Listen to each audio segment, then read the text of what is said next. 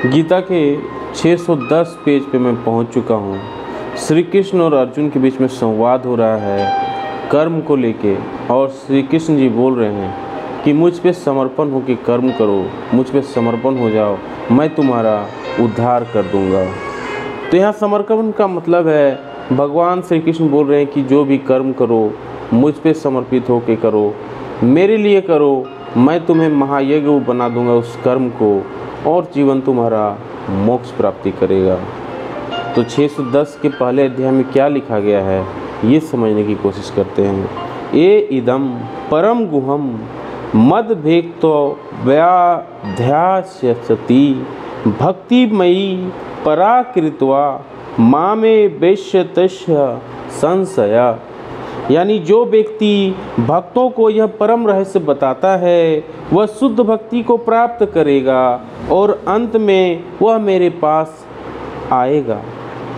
यानी जो मेरे परम भक्त होते हैं वो मुझ में डूब के सारे कर्म को करेंगे, मेरे ही द्वारा करेंगे, मेरे लिए करेंगे। मेरा काम है समाज कल्याण, देश कल्याण, लोक कल्याण, ब्रह्मांड कल्याण। ये काम मेरे लिए जो करेंगे मैं उससे महायज्ञ बना दूंगा और तुम्हें मोक्ष की प्राप्ति होगी। ये ज्ञान एक दूसरे को बांटना है।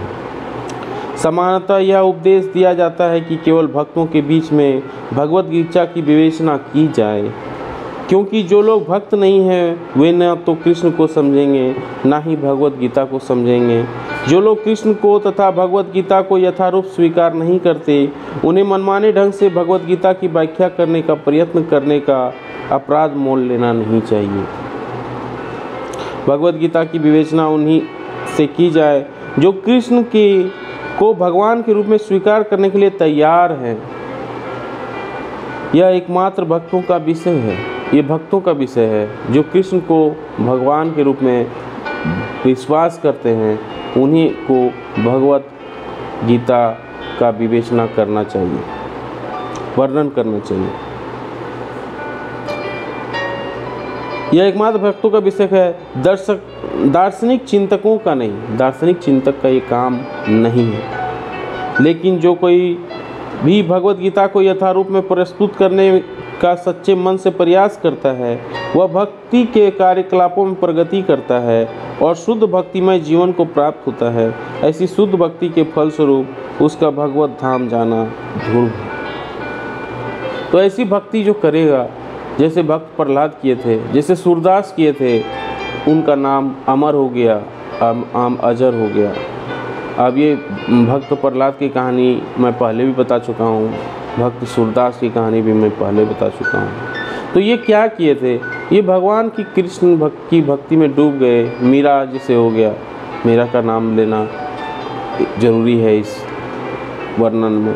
भगवत जैसे कि आप प्रहलाद का नाम लिए, जैसे भी आप सूरदास का नाम लिए, उसी तरह से मीरा का भी बहुत बड़ा नाम है और इसी तरह से बहुत लोगों का भी नाम है जो मैं पहले भी ले चुका हूँ। तो दूसरे अध्याय में 611 पेज पे क्या बोलता है, क्या बोला गया है, ये समझने की कोशिश करते हैं।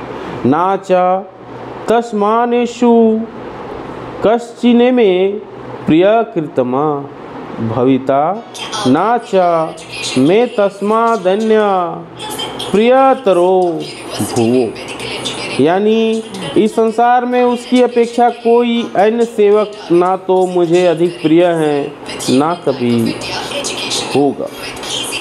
तो इस संसार में उसकी अपेक्षा कोई जो भक्ति जो मेरे भक्त डूब गए हैं, जो मुझ में समझ रहे हैं, जैसे भक्त प्रहलाद, जैसे भक्त सूरदास, जैसे भक्त मीरा, ये हमें डूब गए थे, सारा कर्म मुझ पे रख के कर रहे थे, मैंने उन्हें उद्धार कर दिया। उसी तरह से तुम भी मेरे भक्त बन जाओ अर्जुन, मैं तुम्हें भी उद्धार कर दूंगा। जिस तरह से मैंने एक अंधे को मैंने सूरदास बना दिया, महान कृष्ण भक्त बना दिया, उसी तरह से भक्त मीरा को मैंने मीरा भक्ति बना दी और भक्त प्रहलाद को मैंने एक छोटे से बालक को मैंने भक्त प्रहलाद बना दिया। तो ये होती है कृष्ण भक्ति में शक्ति। भक्ति ही शक्ति है। मुझ में डूब के कृष्ण भक्ति करो। मैं तुम्हारा उद्धार करूँगा। उम्मीद है वीडियो अच्छी लगी हो, लाइक एंड शेयर जरूर करें। जय हिंद, वंदे मातरम।